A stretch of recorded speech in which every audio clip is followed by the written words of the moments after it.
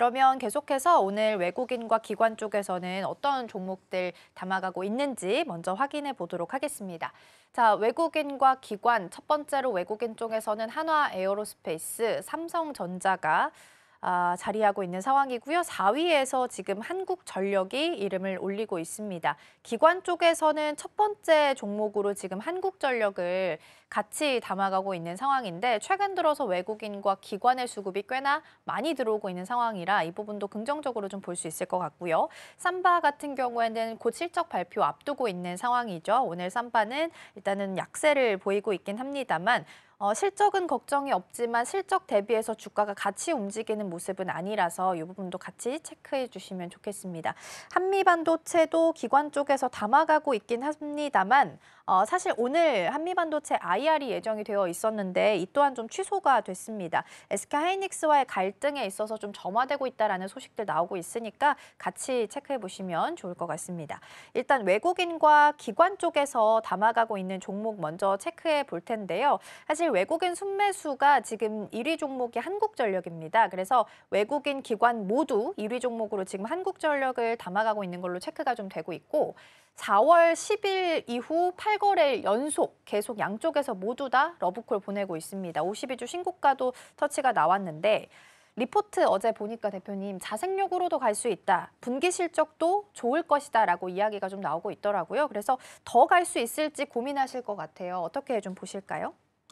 경기 방어주 성격 오늘도 보면은 지수의 방어 능력이 이제 한국전력 쪽으로 더욱더 쏠릴 가능성들이 이제 네. 이 시장에서 매크로적인 변수도 굉장히 높아졌고 네. 그리고 중요한 거는 이제 한국전력이 이제 전기료 인상을 계속해서 한 7차례 이상 진행을 했잖아요. 뭐 소리 소문 없이 올리고 있고 거기에다가 이제 주당 배당금도 과거에 이제 적자 때보다 이제 흑자로 돌아서면서 200원대에서 1,500원까지 이제 주주환 원책을 높일 수 있다. 지금 25,000원 주가에서 1,500원이면 지금 5%가 넘는 이런 배당 이제 현재가에서 수익률이거든요.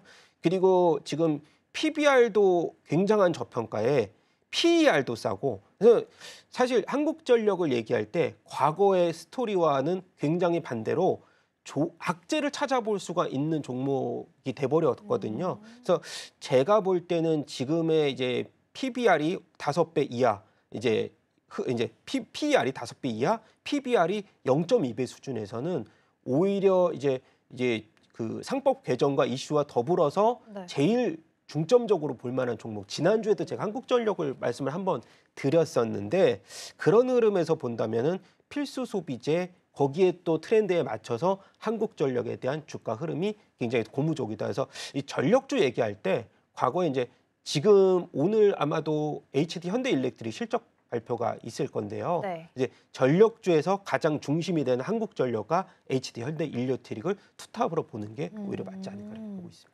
그렇군요. 한국전력에 대해서 그래도 굉장히 긍정적인 말씀을 좀 주셨고요. 차트 보니까 진짜 어느새 그 5일선 잘 타고 가고 있긴 합니다. 오늘도 음봉으로 그림이 그려지긴 했습니다만 아랫꼬리가 있어서 오후장에서도 계속해서 추가적으로 좀 말아 올릴 수 있을지도 보시면 좋을 것 같습니다.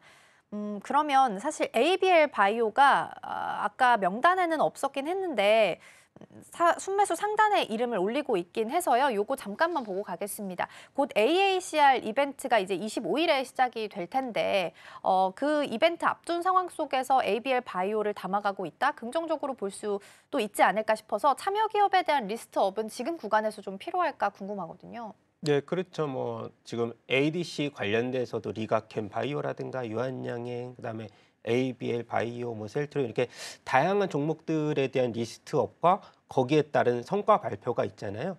최근 들어서 보니까 ABL 같은 경우가 이제 6만 원대 돌파하고 잠시 숨고르기는 이제 네. 부과하고는 있지만 그래도 지금 기술 이전 애로와 관련돼서 벌써 시총을 넘어서는 시총이 지금 3조밖에 안 되는데도 4조 정도요. 예, 그렇죠. 4조. 총합하면 지금 거의 한 6조 가까이 되고 있는데 이 BBB라는 플랫폼에 대해서 시장에서는 너무 좋게 반응을 하는 상황이라 추가 애로에 대한 기대감도 충분히 높아지고 있고 거기서 저는 이제 중심적으로 볼 게 비만 치료 시장이 다시 한번 이제 시장의 중심에 서면서 이 알테오젠 같은 종목들도 내년에 비만 치료제 SC 제형을 또 임상에 들어간다는 소식도 나오면서 시장에서는 에로에 대해서 대표적인 종목인 알테오젠이 일단 전에 대한 고점을 돌파할 수 있을까? 그거의 여부도 한번 주목을 해보는 상황이고 펩트론 같은 경우는 뭐 얘기 안 해도 그렇죠. 계속해서 이제 신고가 연출을 하고 있으니 그런 부분들에 대해서는 비만 치료 시장이 다시 한번 바이오 시장에 대한 수급적인 흐름을 좀 더 땡겨줬고 거기에 따라서 이 아마케에 대한 기대감들 더 과거에 보면은 이 뭐 아마케, 간악케 이렇게 다 다양하게 지금 이제 우리가 또 일정이 있는데 네. 그런 부분들에 좀 반응을 했다면 좀 전에 이제 우리가 한 달 전에는 이 아마케 관련돼서 반응이 좀 미미했거든요. 그래서 시장의 입지가 굉장히 중요한데 지금은 비만 치료제 시장에 이런 수급이 들어오는 상황에서 이 아마케를 진행한다는 것이 오히려 굉장히 좋은 소스가 아닐까 저는 그렇게 보고 있습니다. 그렇군요. 일단 비만 치료제가 최근 요 며칠 사이에도 주목을 받기도 했었는데 다가오는 좀 큰 일정으로 보자면 일라이릴리의 마운자로 국내 출시도 사실은 5월에서 6월로 예정이 좀 되어 있습니다. 물론 아직까지 소식은 좀 없어서 시간을 갖고 이 부분도 체크를 같이 해보도록 하겠습니다.